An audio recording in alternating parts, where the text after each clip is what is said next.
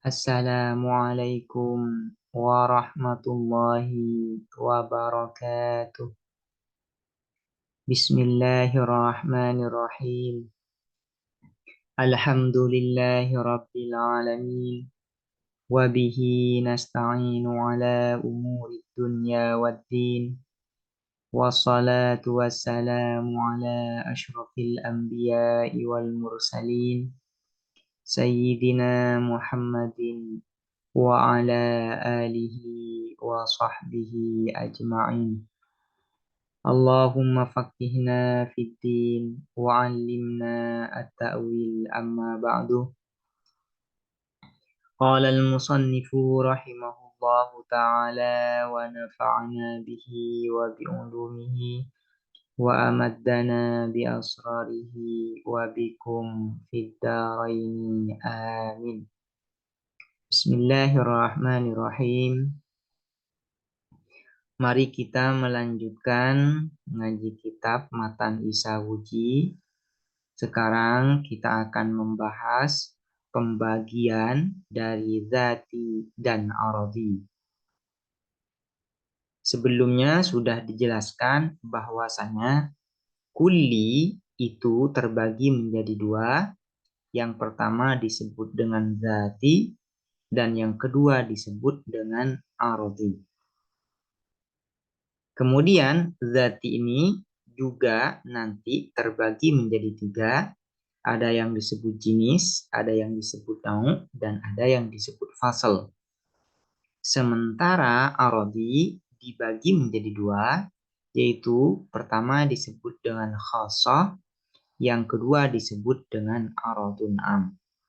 Sehingga total keseluruhan pembagian dari zati dan aradi ini menjadi 5. Yang pertama adalah jenis, yang kedua adalah nau, yang ketiga adalah fasal, yang keempat adalah khassah, yang kelima adalah aradun am. Nah, 5 ini kemudian di dalam ilmu mantik disebut dengan kulliyatul khamsah. Wadzati dan adapun zati imma makulun, ada kalanya ialah dikatakan atau diberlakukan fi jawabi ma huwa, di dalam menjawab pertanyaan ma huwa, bihasabi syarikatil mahdoti, dengan berdasarkan persekutuan al mahdoti yang murni. Kal hayawani, seperti al hayawan, bin nisbati, dengan dinisbahkan, dihubungkan, dikaitkan, ilal insani, pada manusia, wal farosi, dan faros. Wahuwa, dan adapun makulun fi jawabi ma huwa bihasabi syarikatil mahdhah, al jinsuh, ialah jenis, disebut dengan jenis. Wa yursamu, dan dideskripsikan atau didefinisikan dengan rosam apa al jinsu, bi annahu, dengan sesungguhnya apa al jinsu, kulliyun, ialah kulli. Yang dimaksud dengan kulli yang sudah kita bahas sebelumnya, yaitu makna yang bisa mencakup terhadap banyak individu. Itu yang dimaksud dengan kulli. Kulliyun ialah kulli, makulun yang dikatakan, ala kathirina, atas banyak individu, mukhtalifina yang berbeda semuanya, bil haqaiqi, dengan hakikat atau esensi-esensinya, fi jawabi ma huwa, di dalam menjawab pertanyaan ma huwa, qaulan, dengan pemberlakuan, zatiyan, yang bersifat zati, yang bersifat esensial. Zati yang pertama disebut dengan jenis. Apa yang dinamakan jenis? Yang dimaksud dengan jenis itu adalah kulli yang digunakan untuk menjawab pertanyaan ma huwa. Yang mana isi dari pertanyaan ma huwa ini ialah menanyakan individu yang banyak. Yang dimaksud banyak ini ma faqal wahid, lebih dari satu. Di dalam ilmu mantik yang disebut dengan banyak itu ialah individu yang lebih dari satu itu disebut banyak. Nah, isi pertanyaan mahwa ini menanyakan individu yang banyak yang mana hakikat atau esensi dari masing-masing individu ini berbeda satu sama lain. Nah, ini yang disebut dengan bihasabis syarikatil mahdhah. Jadi pertanyaan yang ingin dijawab di dalam jenis yaitu pertanyaan yang menanyakan individu yang banyak yang masing-masing hakikat atau esensi dari individu-individu ini berbeda satu sama lain. Contohnya, kal hayawani seperti al hayawan bin nisbati dengan dinisbatan ilal insani pada manusia wal farasi dan kuda. Pertanyaan seperti ini. Ma huwal insan wal faras? Apa itu manusia dan faras? Maka untuk menjawab pertanyaan ini yaitu al hayawan. Al hayawan ini adalah yang bisa menyatukan dengan sempurna antara insan dan faras. Ma huwal insan wal faras al hayawan? Jawaban yang tepat adalah al-hayawan. Karena al-hayawan ini yang menyatukan dengan sempurna antara insan dan faras. Nah, al-hayawan ini disebut dengan jenis. Kenapa disebut dengan jenis? Karena al-hayawan digunakan untuk menjawab pertanyaan mahua yang mana pertanyaan ini menanyakan individu yang banyak yang masing-masing dari individu ini hakikatnya, esensinya berbeda satu sama lain. Hakikat insan berbeda dengan hakikat faros. Hakikat faros berbeda dengan hakikat insan. Nah, jawaban ini yaitu al-hayawan disebut dengan jenis. Yang perlu diperhatikan di sini yang disebut dengan bihasabis syarikatil mahdhah, jenis ini hanya bisa digunakan untuk menjawab pertanyaan mahwa yang menanyakan individu yang banyak yang masing-masing dari hakikat individu-individu ini berbeda satu sama lain. Kalau menanyakan satu individu saja, ini tidak sempurna jawabannya. Misalnya seperti ini. Ma huwal insan? Apa itu manusia? Kalau dijawab dengan al-hayawan, ini tidak sempurna. Misalnya, dijawab, ma huwal insan? Apa itu manusia? Al-hayawan, yaitu hayawan. Maka jawaban dengan jawaban al-hayawan ini tidak sempurna. Kenapa tidak sempurna? Karena al-hayawan ini lebih umum daripada insan. Hayawan ini bisa mencakup insan, bisa mencakup kuda, bisa mencakup misalnya harimau dan sebagainya. Sehingga kalau menanyakan mahwal insan dan dijawab dengan al-hayawan, maka jawaban al-hayawan ini tidak sempurna. Kalau ingin sempurna jawabannya, yaitu harus tambah dengan fasalnya, yaitu dijawab dengan al-hayawanun nafiq. Misalnya juga menanyakan mahwal faros. Apa itu faros? Kuda. Kalau jawabannya al-hayawan, maka jawaban ini tidak sempurna. Kenapa tidak sempurna? Karena al-hayawan lebih umum daripada al-faros. Al-hayawan itu bisa mencakup faros, manusia, harimau, dan sebagainya. Sehingga kalau pertanyaan mahwal faros dijawab dengan al-hayawan ini tidak sempurna. Baru bisa sempurna kalau ditambahi dengan fasalnya, yaitu dijawab dengan al-hayawan sahih, baru sempurna. Karena itu ya, Karena itu jinis ini digunakan untuk menjawab pertanyaan yang menanyakan banyak individu. Banyak individu yang masing-masing hakikat atau esensi dari individu ini berbeda satu sama lain. Jadi al-hayawan ini disebut dengan jenis. Kenapa? Karena digunakan untuk menjawab pertanyaan mahua yang mana mahua ini menanyakan banyak individu yang masing-masing hakikatnya berbeda satu sama lain. Misalnya lagi contohnya, mahual insan wal hajar, apa itu manusia dan batu? Maka jawaban yang sempurna atau tamamul mustarok yaitu dijawab dengan al-jismu. Hayawan, manusia dan batu itu ya adalah jisim. Maka jisim ini adalah tamamul mustarok atau yang menyatukan dengan sempurna antara manusia dan batu. Nah, jisim ini disebut dengan jenis. Kenapa disebut dengan jenis?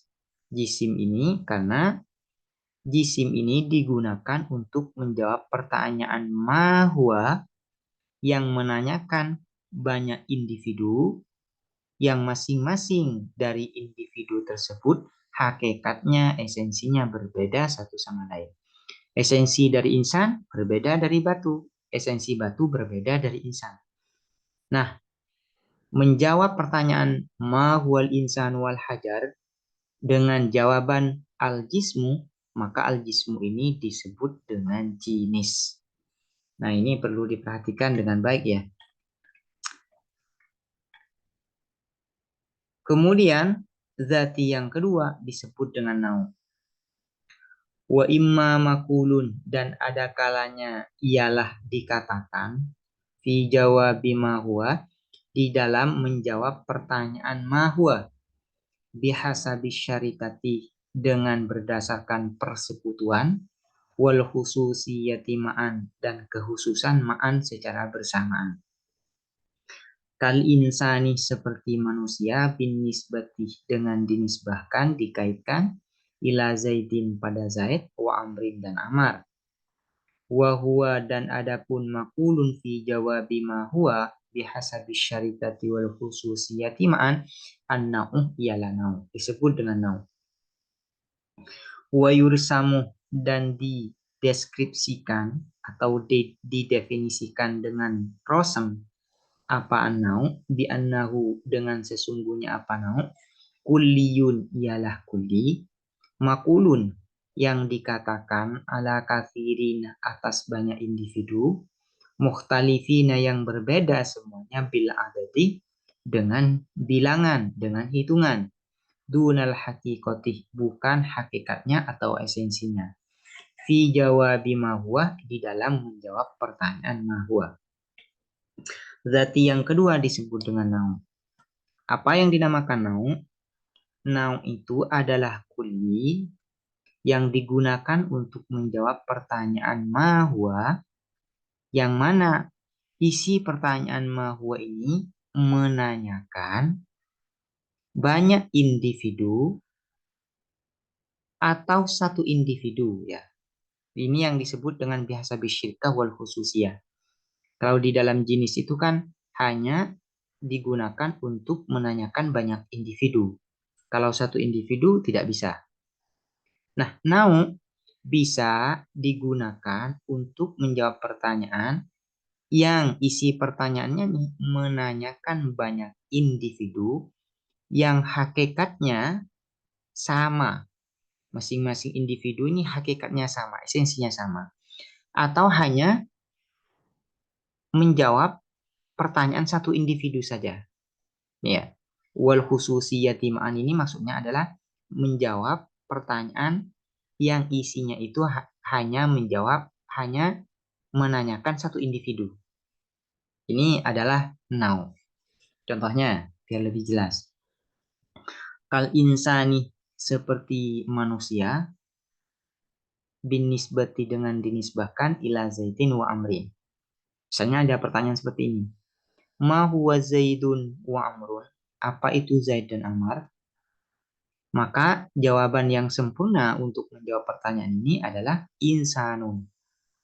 Karena insan ini adalah yang menyatukan dengan sempurna antara Zaid dan Ammar. Insan yang digunakan untuk menjawab pertanyaan ma huwa Zaidun wa Amrun disebut dengan naung. Kenapa disebut dengan naung? Karena insan ini digunakan untuk menjawab pertanyaan, ya, pertanyaan dari banyak individu yang hakikatnya sama. Hakikat Zaid itu sama dengan hakikat Ammar.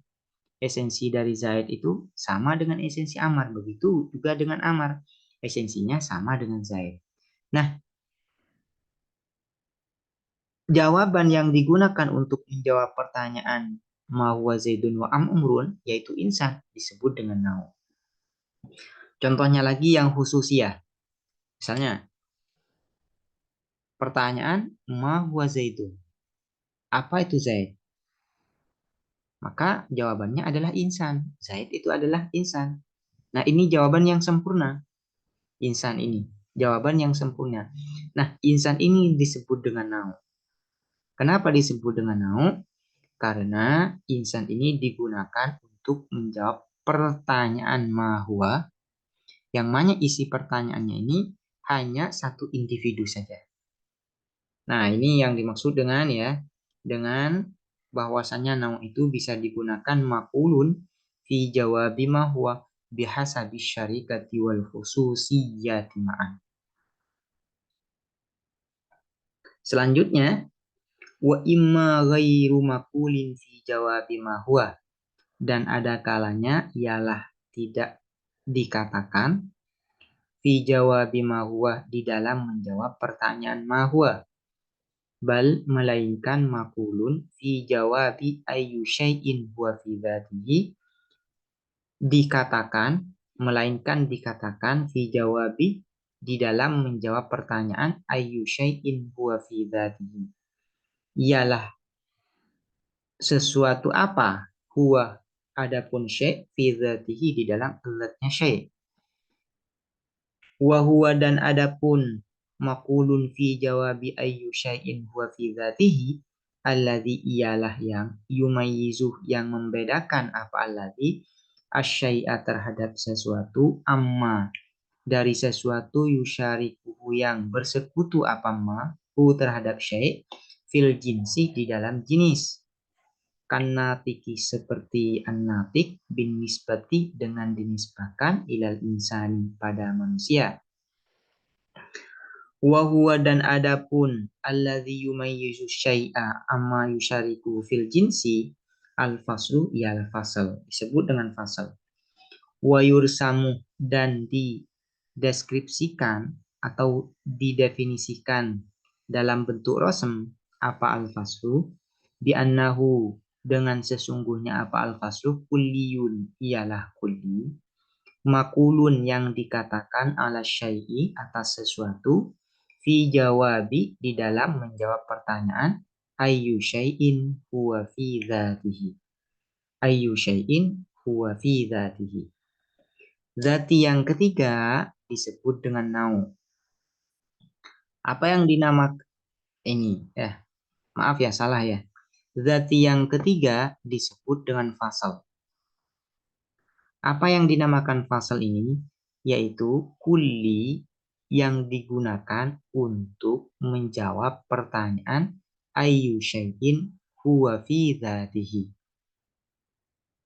Misalnya pertanyaan ayu insanin atau ayu insanin huwa fi dzatihi. Nah, ini ya. Ini ya. Pertanyaan seperti ini. Maka an-natik misalnya. An-natik. Pertanyaannya seperti ini kurang pas pertanyaannya. Ayu syai'in ya. Ayu hayawanin huwa fi dzatihi. Misalnya ya. Ayu hayawanin huwa fi dzatihi an-natik. Nah, An-natik ini jika dinisbahkan kepada insan, ya, maka an-natik ini disebut dengan fasal. Kenapa disebut dengan fasal? Karena an-natik digunakan untuk menjawab pertanyaan ayu insani huwa fi dzatihi. An-natik. Kemudian an-natik ini juga berfungsi untuk membedakan insan ini, ya, insan ini dari hayawan yang lain. Misalnya insan ini sama dengan faros di dalam hayawaniyah. Di dalam hayawaniyah. Insan ini juga disebut dengan hayawan, faros disebut dengan hayawan, juga harimau disebut dengan hayawan, dan hayawan-hayawan yang lain. Nah, cuman apa yang membedakan insan ini dari faros, dari harimau, dari misalnya dari sapi, dari kambing, dan lainnya, yaitu an-natik. Yang membedakan manusia dari hayawan yang lain adalah an-natik.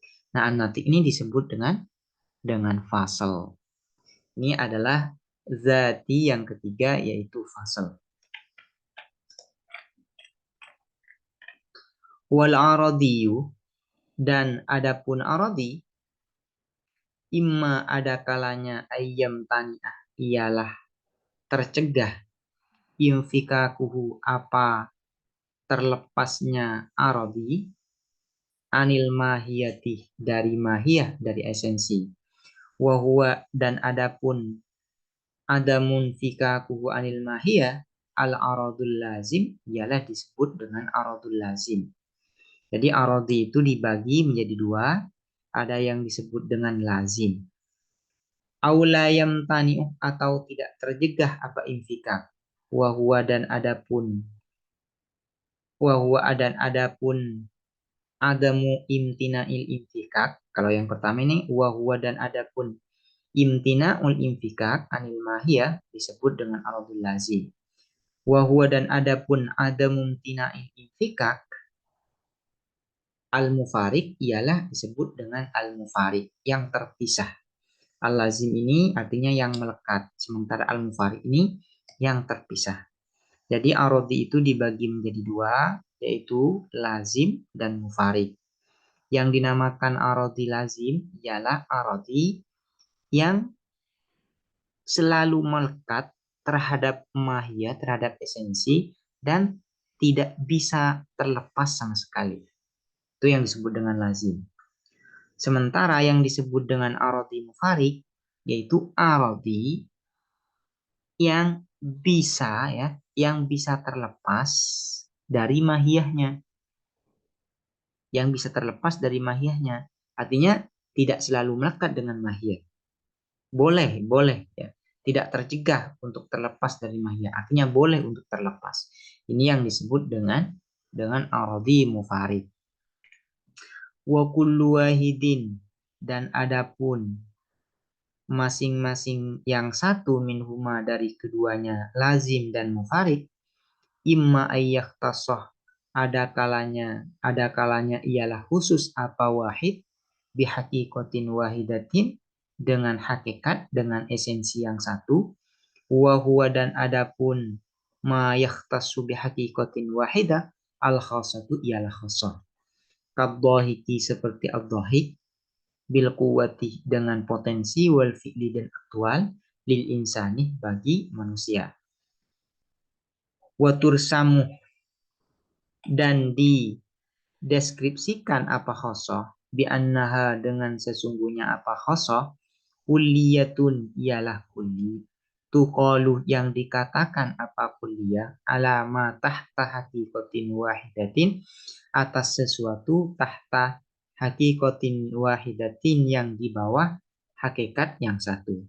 Fakot saja, qaulan aradiyan, dengan pemberlakuan aradiyan yang bersifat aksidental. Yang bersifat aksidental. Wa imma ayya ummah, dan ada kalanya ialah umum apa wahid, hakoiko, terhadap banyak hakikat, banyak esensi, ya, Fauqa wahidatin di atas satu hakikat.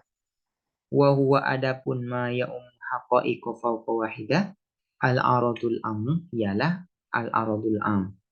Kal mutanafisi seperti al-mutanafis yang bernafas bil kuwati secara potensi wal fi'li dan fi'il lil insani bagi manusia wa ghairihi dan selain insan minal hayawani dari hayawan wa yursamu dan dideskripsikan apa al-aradul am bi annahu dengan sesungguhnya apa al-aradul am kulliyun ialah kulli yuqalu yang dikatakan apa kulli alama atas sesuatu tahta haqaiqo di bawah hakikat-hakikat mukhtalifatin yang berbeda kaulan arabian dengan pemberlakuan yuqalu ini bisa dikatakan diberlakukan ya atau dikatakan kaulan dengan pemberlakuan aradian yang bersifat aradi, yang bersifat aksidental.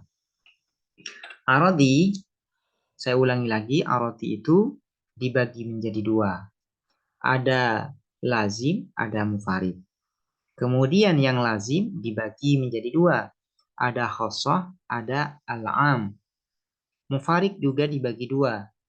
Ada khosoh, juga ada al-am atau al-aradul am. Jadi arodi itu secara keseluruhan ya dibagi menjadi dua, yaitu ada khosoh dan aradun am. Ya. Kalau diperinci sebagaimana perincian barusan, yaitu arodi, lazim, dan mufarik. Lazim ada khosoh, ada aradun am. Mufarik ada khosoh dan aradun am. Contohnya yang khosoh yaitu ad-dhahik bil quwah. Ad-dhahik bil quwah ini jika dinisbahkan kepada insan termasuk aradi. Kenapa disebut dengan aradi? Ad-dhahik ini karena ad-dhahik ini tidak membentuk hakikat insan. Artinya berada di luar hakikat insan. Kemudian ad-dhahik ini disebut dengan lazim. Ad-dhahik bil quwah ini disebut dengan lazim. Kenapa disebut dengan lazim? Karena selalu melekat kepada insan, tak pernah berpisah ya, tak pernah berpisah dari insan. Manusia itu berpotensi tertawa itu ya.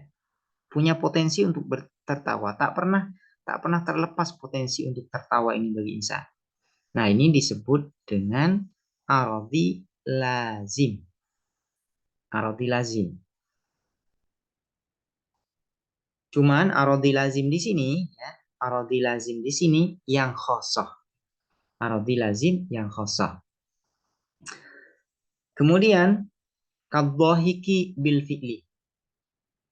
Dhahik bil fi'li ini disebut dengan aradi mufarik yang khosoh. Kenapa ad-dhahik bil fi'li disebut dengan aradi mufarik al-khosoh? Karena ad-dhahik bil fi'li ini bisa terlepas dari insan. Manusia itu kan tidak selamanya dia tertawa. Ya. Tidak selamanya tertawa. Kadang tertawa, kadang tidak. Itu yang disebut dengan ad-dhahik bil fi'li. Disebut dengan khosoh kenapa? Karena ad-dhahik bil fi'li ini khusus bagi insan. Tidak berlaku kepada selain insan. Ini adalah contoh ya. Ad-dhahik bil quwwah ini adalah contoh dari aradi lazim yang khosoh. Sementara ad-dhahik bil fi'li adalah contoh dari aradi mufarik al-khosoh. Contoh yang aradi ya. Contoh yang aradi lazim yang aradun am yaitu seperti al-mutanafis bil quwwah. Bernafas secara potensi bagi insan ya. wa ghairihi dan selain insan. Al-mutanafis bil quwah ini disebut dengan aradi bagi insan. Kenapa disebut dengan aradi? Karena al-mutanafis bil quwah ini tidak membentuk hakikat insan. Artinya al-mutanafis bil quwah ini berada di luar hakikat insan. Karena itu disebut dengan aradi. Kemudian, kenapa ini disebut dengan lazim?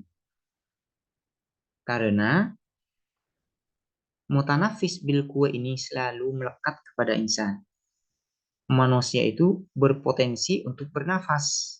Tak pernah potensi untuk bernafas ini lepas dari manusia. Tak pernah. Nah, kenapa ini al-mutanafis bil quwah ini disebut dengan aradun am atau disebut dengan al-am?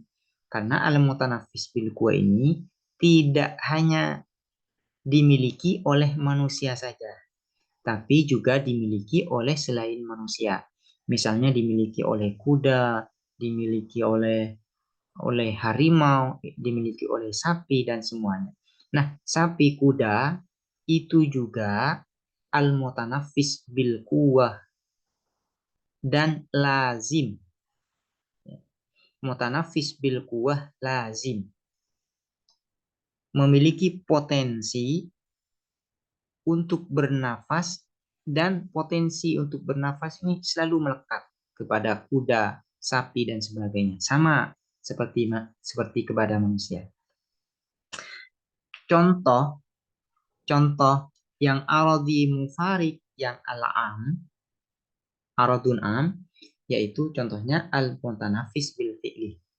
Al-mutanafis bil fi'li bagi insan ini disebut dengan aradi. Kenapa disebut dengan aradi? Karena al-mutanafis bil fi'li ini tidak membentuk hakikat insan. Atau al-mutanafis bil fi'li ini berada di luar hakikat insan. Kenapa disebut dengan mufarik? Karena al-mutanafis bil fi'li ini ya bisa lepas dari insan. Karena tidak selamanya manusia ini bernafas. Bernafas, artinya bernafas ini menghirup udara. Kadang manusia itu menghirup udara, kadang mengeluarkan udara. Tidak selamanya manusia ini ya menghirup udara terus tanpa mengeluarkan. Itu tidak mungkin. Manusia itu ya secara bil fi'li ya kadang bernafas, menghirup udara. Nah, sewaktu-waktu dia juga mengeluarkan udara itu. Ini disebut dengan aradi mufarik. Nah, kenapa disebut dengan am atau aradun am? Karena al-mutanafis bil fi'l ini tidak hanya dimiliki oleh manusia, tapi juga dimiliki oleh hewan, sapi, dan sebagainya. Sapi contohnya, dia juga al-mutanafis bil fi'li. Mutanafis bil fi'li. Bernafas secara aktual. Namun ya, bernafas secara aktual, menghirup udara itu ya tidak selamanya manusia itu, sapi itu menghirup udara terus menerus, tidak. Ya, kadang dia menghirup udara, mengeluarkan, menghirup lagi, mengeluarkan. Tidak mungkin sapi itu ya terus menghirup udara terus tanpa dikeluarkan. Nah, ini disebut dengan mufarid. Kenapa disebut dengan ya karena mutanafis bil fi'il ini tidak hanya berlaku kepada sapi, tapi juga berlaku kepada manusia, kepada kuda dan lainnya. Nah, ini yang disebut dengan aradi, dengan berbagai pembagiannya. Semoga dapat dipahami dan bermanfaat. Assalamualaikum warahmatullahi wabarakatuh.